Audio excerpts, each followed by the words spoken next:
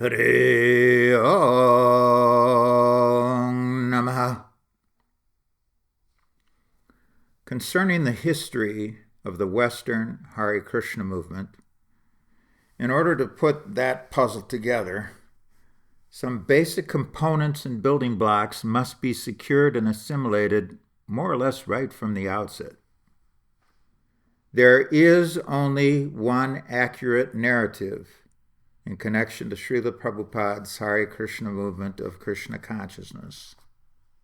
As opposed to this, there are numerous false narratives, and you need to confront and overcome all of them, at least any that come your way. They are all illusory, and one of the qualities of such Mayaka narratives is Sharopavaha, endlessly mutable. If there was the right narrative and only one wrong one, that would make the task much easier, but such is not the case. There are at least a dozen false narratives floating in the ether and on the astral plane as to what went down and why in relation to the Western branch of Krishna consciousness, which Prabhupada attempted to establish in the 60s and the 70s. The duty of the Vaishnava Foundation is to give you the facts and the truth. This organization takes that duty seriously. That duty entails presenting to you the accurate narrative of Prabhupada's Hare Krishna movement. This will butt up against all of those false narratives and false historical interpretations, meaning misinterpretations, which misdirect you into their own variety Mayaka explanations and mindsets. You need to transcend all of that. With the help of the Vaishnava Foundation, you will be able to do so, as long as you are very determined to do it. These statements that I've just made should not be misinterpreted to mean that we claim a monopoly on anything. Only the pure devotee, either completely self-realized or higher than that, fully God-realized, can legitimately claim a monopoly on pure bhakti. We're not doing that here. The historical narrative of what went down in the Hare Krishna movement, it will have some bhakti as one of its components, and wherever there's bhakti, achintya, or inconceivability, is connected to that divine component, at least to some extent. We make no attempt to overcome achintya. However, please note, not everything connected to the historical record is achintya. Actually, most of it is not at all inconceivable. If we want actual facts and truth, we should insist upon securing them. To a significant extent, the VF has done so, and now you can share in that attainment. This is an important point, a key point for this particular presentation. We have accepted help from many sources in doing so. And one of those sources is what this series is all about. With facts, we can put together the pieces of the puzzle in a way which is not even slightly contradictory and or shot through with lacunae. The myriad false narratives are loaded with misinterpretation, half-truths, contradiction, bias, and endlessly mutable rationalizations that do not hold up. Shine a light on them. The Vaishnava Foundation gives you that light. Let us proceed to the essence of this seva. Your host speaker has paid the price over many years, read decades, in which he has fought so-called ISKCON, Neomat, and Ritvik. Making enemies in that endeavor is baked into the cake and is unavoidable. The Vaishnava Foundation has utilized facts, historical references, and knowledge of various applications from numerous sources in order to expose Mayaka influences which today cover the overwhelming majority of devotees. We do not demand that our sources be perfect, nor do we demand that those sources even be overtly favorable to His Divine Grace, Srila Prabhupada. That's a controversial approach, obviously, but that does not make our approach wrong. Most people are not serious or sincere enough to meet the requisite minimum in making the necessary concerted effort to put the pieces of the puzzle together in the right way. However, we are not like that. And we are very serious and sincere in doing this in the way just described. We took on this seva and confronted a strong inimical current by doing so. We swam against it constantly with knowledge on our side. We were also often lucky over the years, and part of that luck was provided to us in the form of a book produced by Henry Doktorski. Its title is 11 Naked Emperors. Hereinafter it'll be referred to by its acronym ENE. Although it has Maya in it, the work is nevertheless valuable and should be appreciated as such. We do so. This multi-part series recognizes and records its value, along with its exposing some of the Mayaka influences which the book was not completely able to overcome. In other words, partially exposing them. This is the first part of a multi-part series, and it is being called a review. It is not called a critique.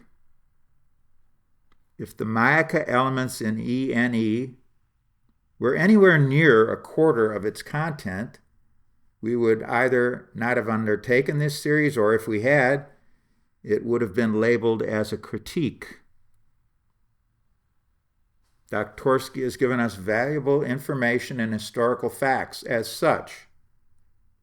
This presentation, this multi-part series, which we're starting now, does not represent a critique. It is mostly a favorable review.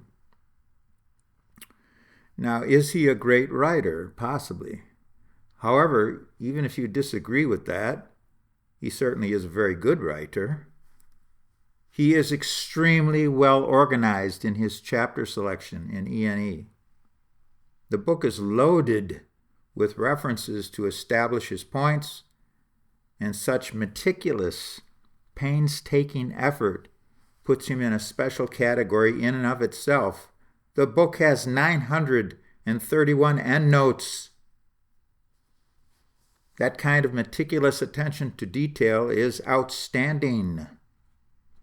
Yet, that is not the crown jewel of his effort in the book.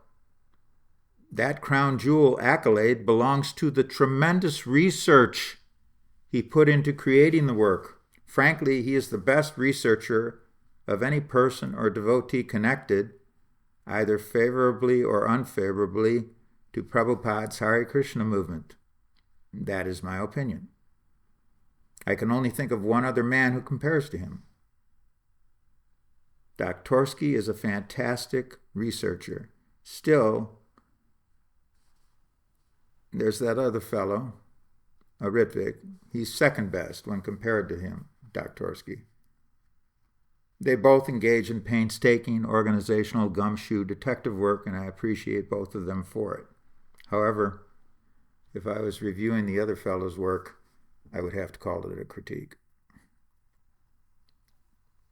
Real research produces real results, which dovetail well in the matter of putting the pieces of a complex puzzle together in a cohesive, consistent, and most importantly, right way. Right way as in the right way. Although Doktorski himself falls short of that. The Vaishnava Foundation does not fall short in this connection and is grateful to ENE's research in assisting us. It is possible that someone up the road may surpass him, but at this point nobody has done so.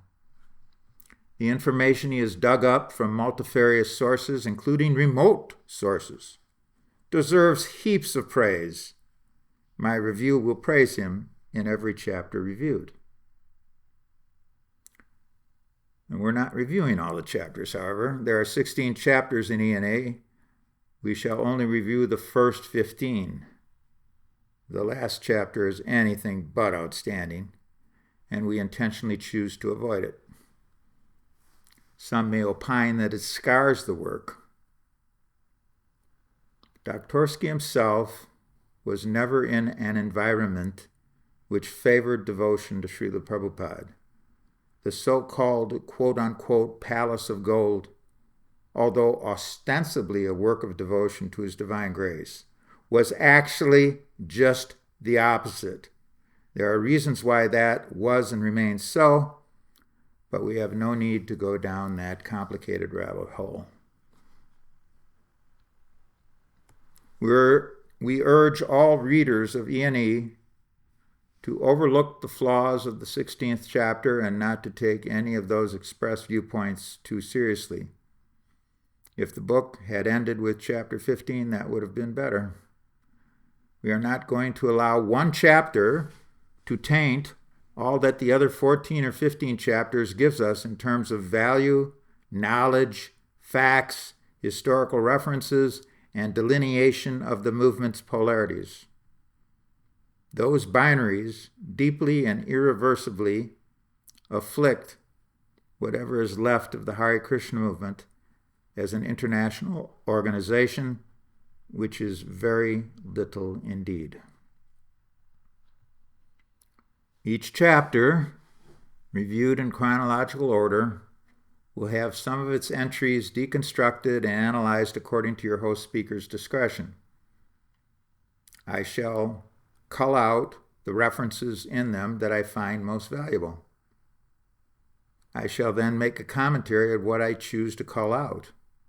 Sometimes my explanation will tie into others that are in that chapter. Sometimes it will tie into what I cull out in other chapters. Often my specific commentary and the reference it analyzes will stand alone. I shall not analyze and deconstruct anything and everything, and such should not be expected of me. At the end of each chapter, I shall give it a grade. The topmost grade any chapter will receive will be an A+. The lowest grade any of the 15 chapters will receive will be a C-. At the end of the presentation, and that will not be anywhere near today's first part of the series, obviously, I shall tally up all the grades and divide by 15. Thus, I shall come up with my cumulative grade for the entire work, sans the 16th chapter. The first edition of ENE was published on the last day of January 2020. The version of ENE that I am consulting and reproducing here as excerpts is the 15th chapter of the book, 15th edition, of the book, which was revised in the summer of 2023. I am consulting the Kindle version, and that relates, of course, to the page numbers, which won't match the softcover copy. The book is self-published as far as that goes, although in due course, some major publisher may pick it up, promote it, and distribute it. Let us see. The book contains a long and favorable foreword from Professor Edwin Bryant, an expert on Hinduism at Rutgers University. Each chapter begins with what the author considers to be an important quote. When I agree that it is, I shall mention it. When I do, I shall comment on his use of either that aphorism, slogan, trope, or bromide. I disagree with one of these, however, and that will be described in due course. So let us start with the review of Chapter 1, which is entitled Gaudiya Vaishnavism Comes to the West. The zonal Acharya era, 1978 through 1987, was a kind of Wild West in what then became of the movement, which lost its legitimacy once that massive concoction was imposed on everyone everywhere. The zonals controlled the GBC both in power and almost in numbers as well, and that was also via the Acharya board, a concoction they created. The zonals were all princes in their own principalities, known technically as zones. The book brings this out early, near the beginning of Chapter 1, emphasizing that Krishna consciousness in each of those zones was nothing more than what the zonal Acharya said that it was. Quote, each guru was, for the most part, independent of the others. There was no all-encompassing corporate or ecclesiastical organization to oversee the movement, and there were no charters or bylaws.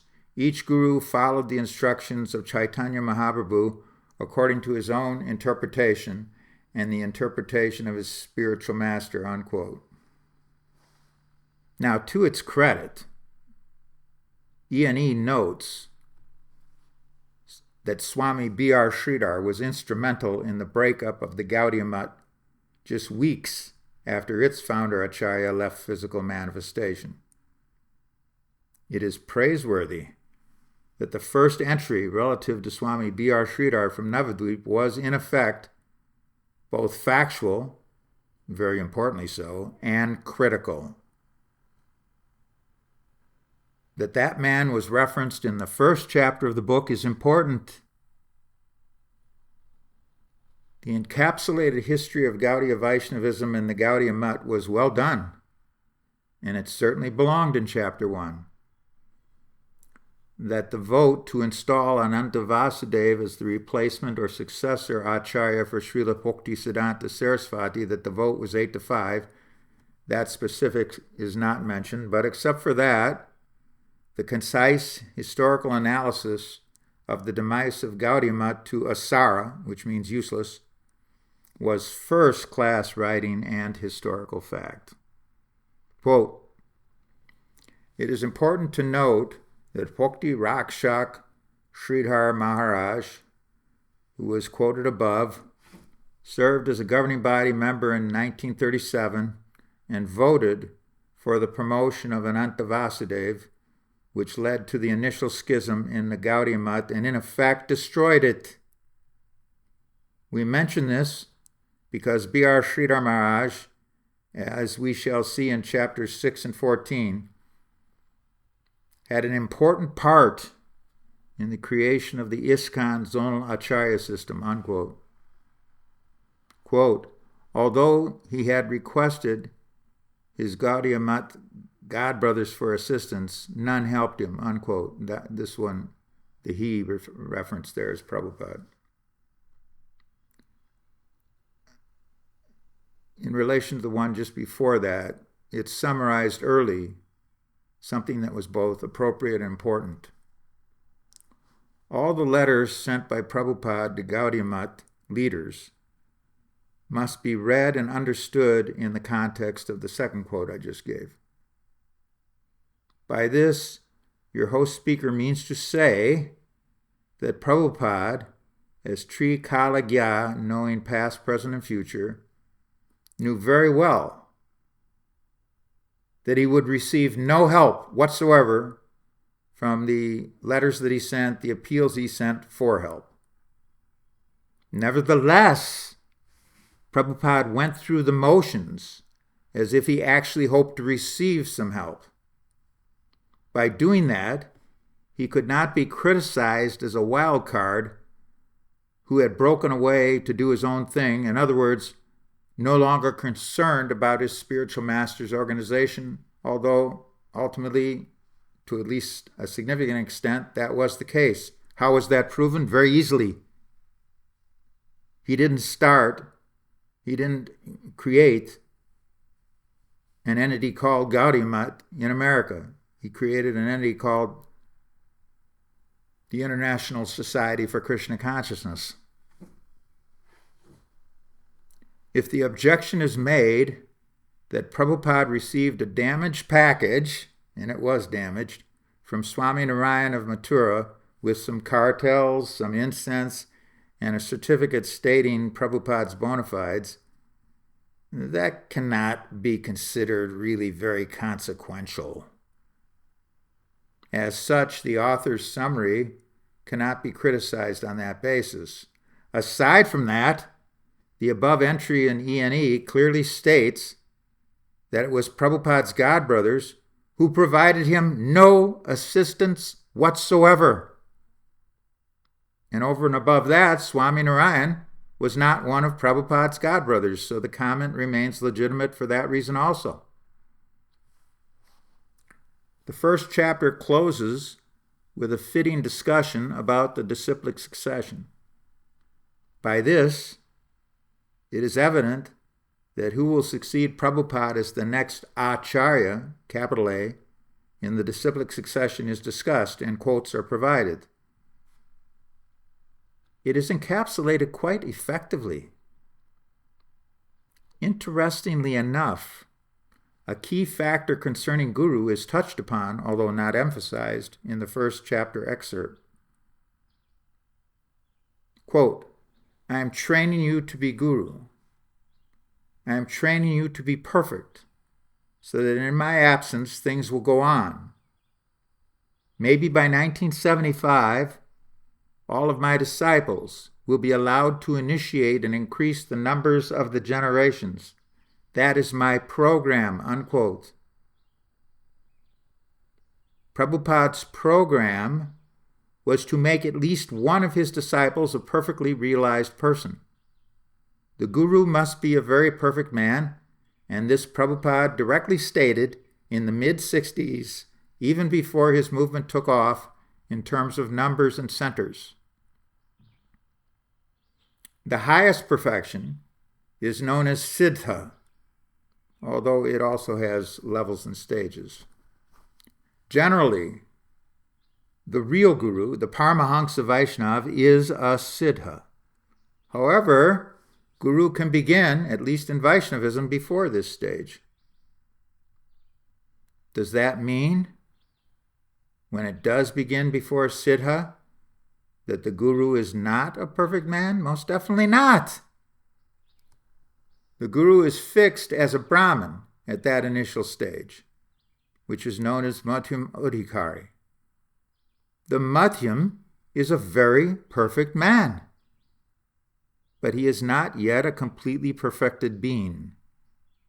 The Siddha is that. He is automatically the successor. When the previous perfected Siddha, spiritual master, in this case Prabhupada, of course, departs physical manifestation. His Divine Grace, Srila Prabhupada, did not name a successor. Everybody knows this. Everybody admits this. He could not do so because none of his initiated disciples were anywhere near that platform of complete realization of transcendence. As the training excerpt I just read directly states, they were all in the stage of being trained by him while his Divine Grace was still with us. Indirectly, this indicates strongly that none of them were even Madhyamadikaris when Prabhupada's movement entered the 70s. You would surmise that it would not or should not stay that way, but you would be very wrong if you bought into such a presupposition. As time went on, things got worse, not better.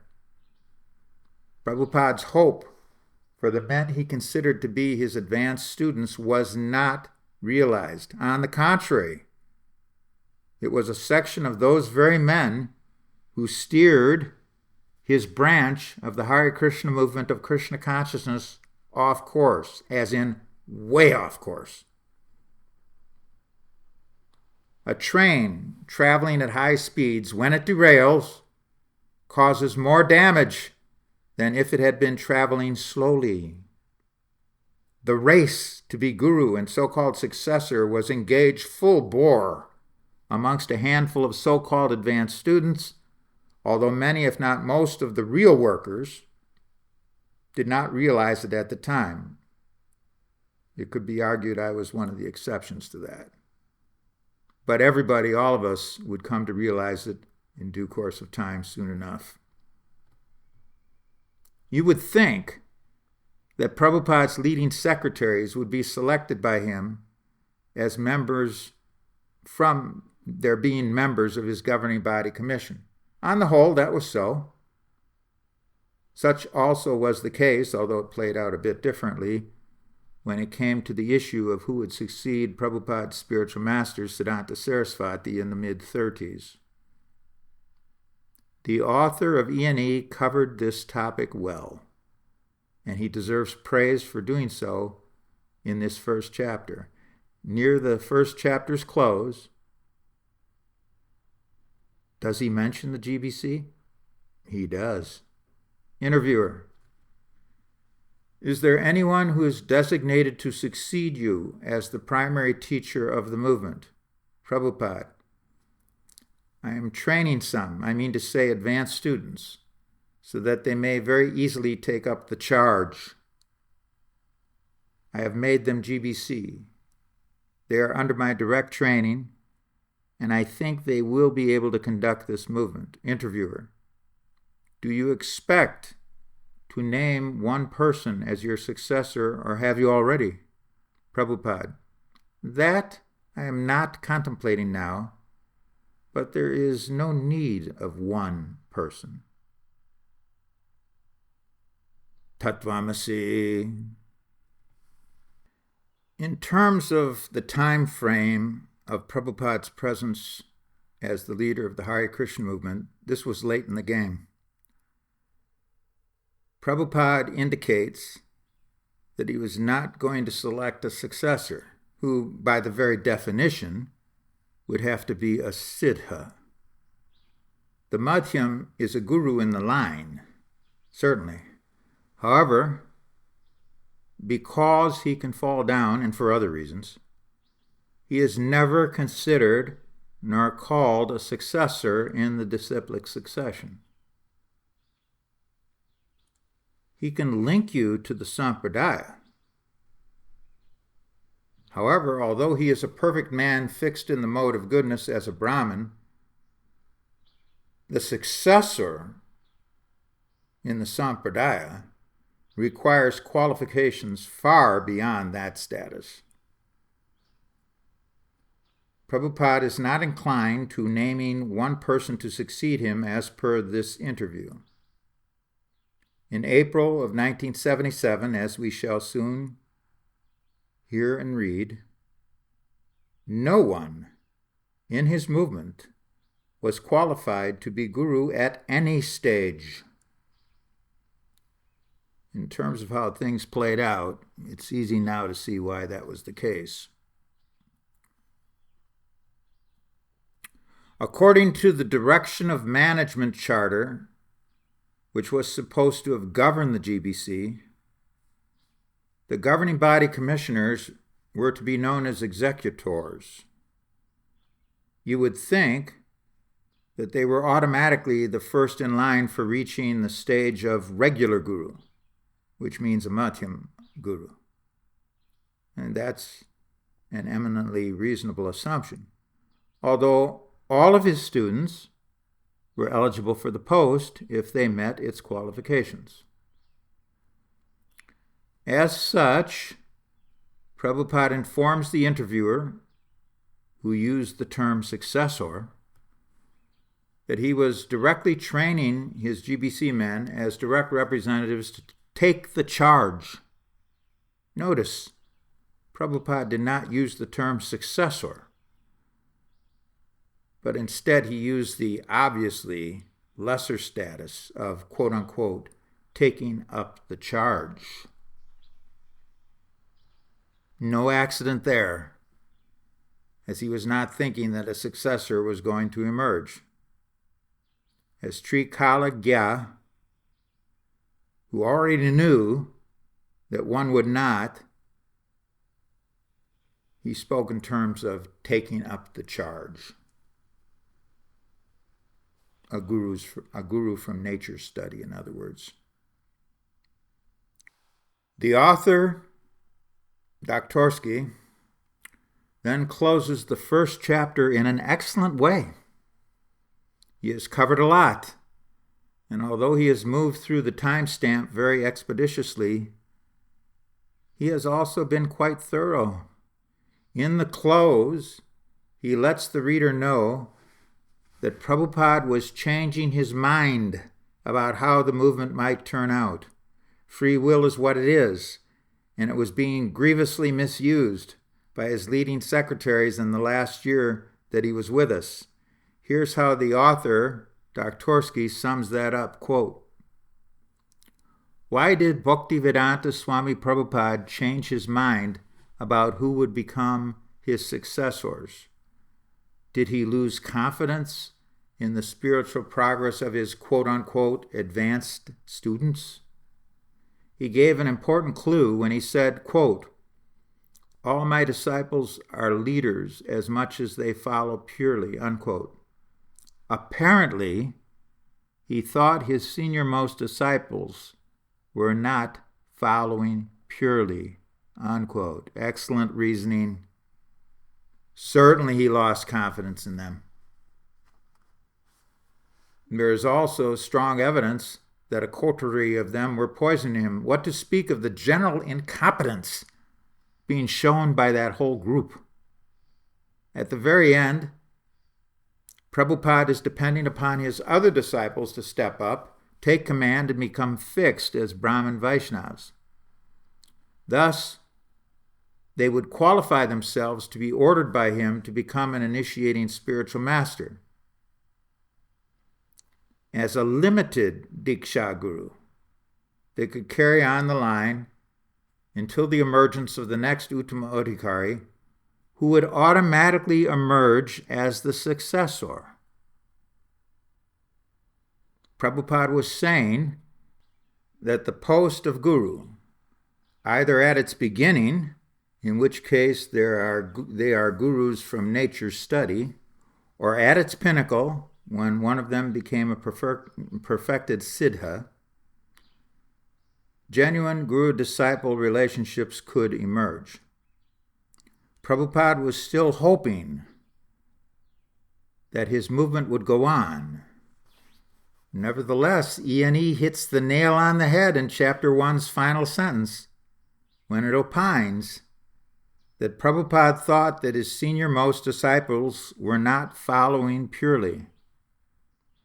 Profit, adoration, distinction, and power ambitions had entered his big guns in a big way, endowing them with demoniac tendencies.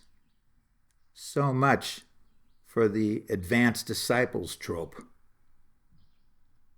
Chapter 1 has no flaws. It's constructed in a superb way. It's very well organized. It gives a significant amount of knowledge and information. It features important quotes, and as such, it deserves an A+ grade. Now we shall move on to Chapter 2, which I'm stating here in the text as Prabhupada was not sent the best of men. The chapter title reads a little different from that. Chapter 2 of E&E is one of its shorter ones. The chief theme is well placed by having it inserted early in the book. The title of the chapter is Krishna Only Gave Me Second and Third Class Men. Quotation marks were not used in the title, however, although it is obviously a quote from Prabhupada, but that's a very minor discrepancy. The praiseworthy element most prominent in analyzing this chapter is the extensive use of outstanding and hard-hitting Prabhupada quotes, which are, for all practical purposes, self-evident.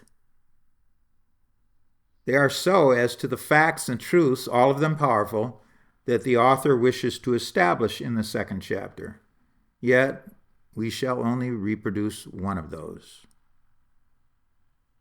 What the author attempts to establish in this chapter is that Prabhupada's chances of establishing a successful and lasting branch of the Chaitanya tree in the West was anything but guaranteed.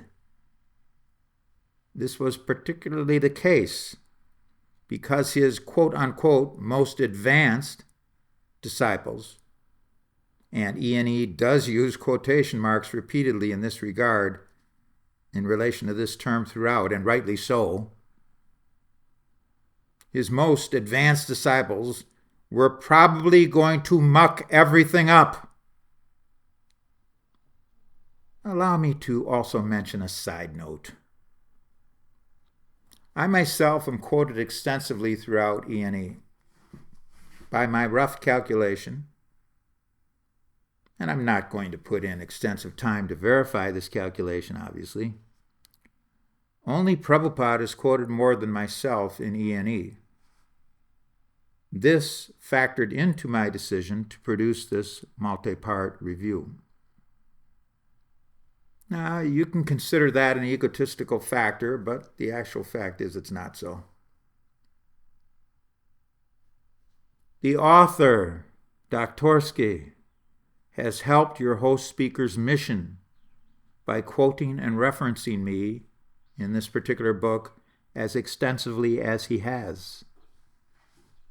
As such, you could say in part that this multi-part series is an effort to show my appreciation to him for that seva. There is no doubt that my message has reached more devotees because of his first two books and my being quoted extensively in them as I have been. As a reminder, E&E is Doktorski's second book. For the record, he excerpts 22 emails that he received from me between 2014 and 2019. As we proceed, I shall be reproducing some of those. Although the first of those quotes is not published in the book until chapter 3. He has also called out 8 excerpts from my book, Beyond Institutional Gurus, Initiations, and Party Men. In E&E, he included a biographical note early in the text. He also included an excerpt from one of my prominent articles on the Vaishnava Foundation website, and that was brought forth. Aside from these, there's a description of who I am and what I'm doing along with a photo at the end of the book.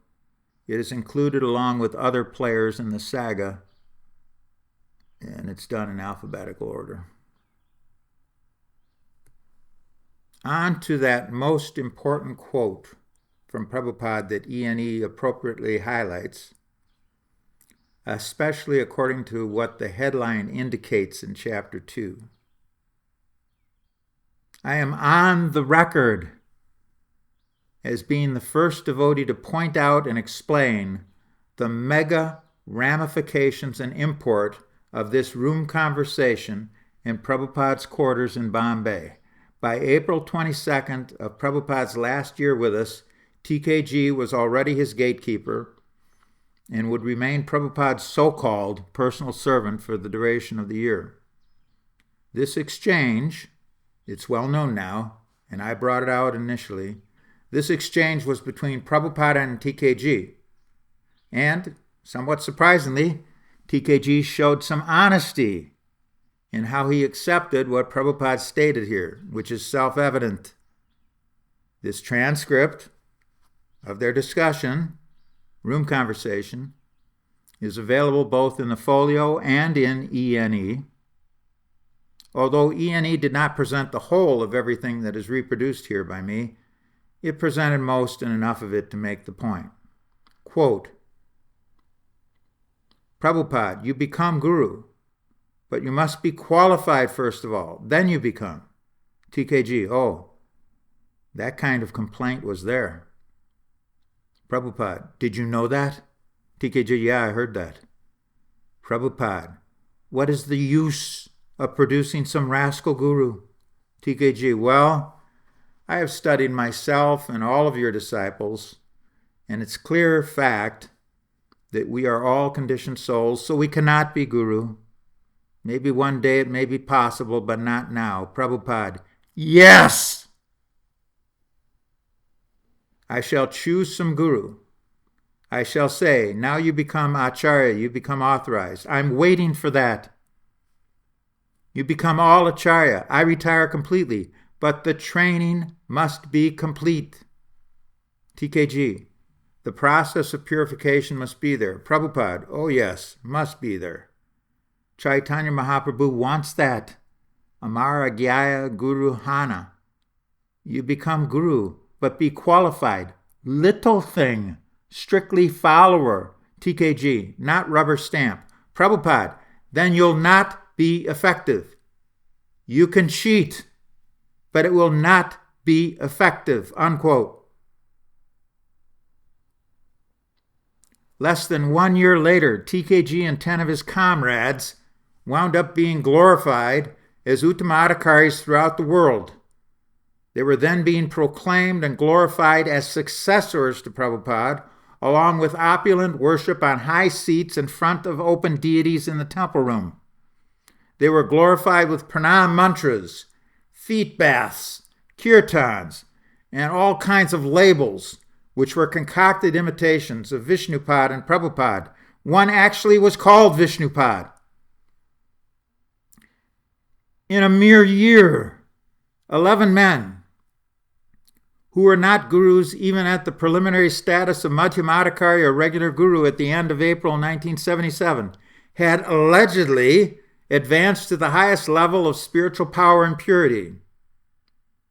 Now, to clarify, Madhyams are advanced devotees. They are preliminarily perfect. Prabhupada would certainly have been prepared to recognize any of his leading secretaries if he had reached the level of Madhyam. If one of them had done so, that devotee would have been known as a regular guru. Prabhupada called that stage in this room conversation with TKG, quote, little thing, simply following, unquote. However, in April of 1977, he made it clear that no one had become even a regular guru. His leading secretaries had all been in the movement for many years, yet this room exchange in Bombay indicates clearly that none of them had advanced past the stage of Kanishta Adhikari or neophyte status. Neophytes cannot be genuine gurus because they lack the training and the realization that is required for the post. Prabhupada was not going to recognize a neophyte as guru simply so that he could have disciples follow him as so-called gurus, even though they were not sufficiently trained and qualified. As he put it at the end of this room conversation, quote, you can cheat, but it will not be effective, unquote. Cheating is exactly what they did after he departed physical manifestation. Appropriately and timely reproduced in ENE at the beginning of the book, second chapter, Prabhupada said that he would choose some guru. He also said that the training first had to be complete, and he was waiting for that. Did he choose some guru? Did he choose some gurus? He did not. Instead, in the second week of July of his final year here, he appointed 11 Ritviks. Ritviks are not Diksha gurus. And contrary to the flawed propaganda of the, air quotes, ISKCON narrative, he never said that the appointment of those Ritviks would then convert them into regular gurus after their Ritvik service ended. For the record, it ended when he left physical manifestation. Remember also that Prabhupada said he would appoint some gurus in late May after first saying the same thing earlier in Bombay during this room conversation with TKG. As such, he said that he would do something that he never wound up doing, at least not officially, for the reasons stated clearly here in this conversation. The training was not complete. Another way of saying the same thing is that none of his leading secretaries actually took the training to heart and completed the course. Instead, they cheated in a big way, which he warned about in this room conversation. They cheated via the colossal hoax of self-appointing themselves to Uttama Adhikari. That status of attainment was never specifically indicated by Prabhupada, which also means he did not foresee any of them reaching it during that immediate time frame. In this excerpt from the April 1977 Bombay room conversation, he calls for the guru to be strictly following, and also directly calls that strictly following a quote-unquote little thing. 1 month later in Raman Reti, he reiterated this by directly stating, quote, regular guru, that's all, unquote. The Madhyam Adhikari at the initial stages is still under Vidhi Bhakti regulations. Regulations mean regular. The Uttama Adhikari is far above and beyond being under any regulations whatsoever.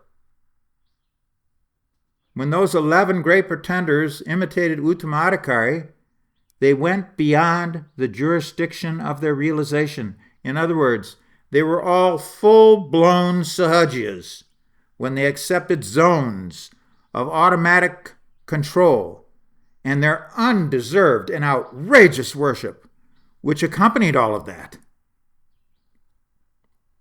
And it was all approved under the imprimatur of the governing body, which they controlled. As aforementioned, E&E brought forth many quotes in the second chapter proving that Krishna did not send Prabhupada very qualified candidates to be trained by him and to carry out his branch of the line into perpetuity. We have only reproduced and commented upon one of those excerpts, but the book makes the point elsewhere in the chapter conclusively. There is no glaring flaw in chapter 2. However, it does lack the in-depth analysis of an apparent contradiction it brings forward. I consider that this analysis should have been necessary. The apparent contradiction comes into play via a few quotes reproduced at the beginning of the second chapter, wherein Prabhupada enjoins a devotee to only accept an Uttama Adhikari as guru. It would be tangential for your host speaker to explain the proper interpretation of this apparent contradiction here in this review, this presentation you're listening to or reading now. Please note, however, that I have done so in other articles, videos, and podcasts. Seek and ye shall find. I have no obligation to explain what I consider to be either major or minor discrepancies contained in E&E, and on the whole, I do not do so, although I sometimes will mention them. This discrepancy, which I have mentioned, is a minor one of omission. Doktorski is not a devotee of Prabhupada, so on especially sticky topics, you cannot expect him to overcome such apparent contradictions. Due to his lack of devotion to his divine grace, he either misunderstands the explanation of the issue or does not accept Prabhupada's explanation of it. As such, I cannot give Chapter 2 the highest grade possible, yet that minor omission is seen by me as nothing more than a small blot. In other words, I give Chapter 2 a straight A. The colossal hoax, known as the fabricated so-called ISKCON Confederation, is a pseudo-spiritual scam. To reiterate, we do not demand that the sources of facts and truths about the actual narrative of what went down in Prabhupada's branch of the Hare Krishna movement, that those sources themselves be perfect. The facts must be factual, and the truths must be true. That standard is upheld here, and has always been upheld here. And the first 2 chapters of E&E are excellent in that respect. Another way of saying the same thing is that in these 2 chapters, you can gain a foothold on the real narrative and start to put the pieces of the puzzle together quite nicely. You can slag this review if you so choose, but that will not make any such slime justified. E&E is much more helpful than it is harmful. We can eliminate the lesser chaff and take advantage of all the wheat that it offers. And this first installment of our multi-part review does just that. Sadeva Samya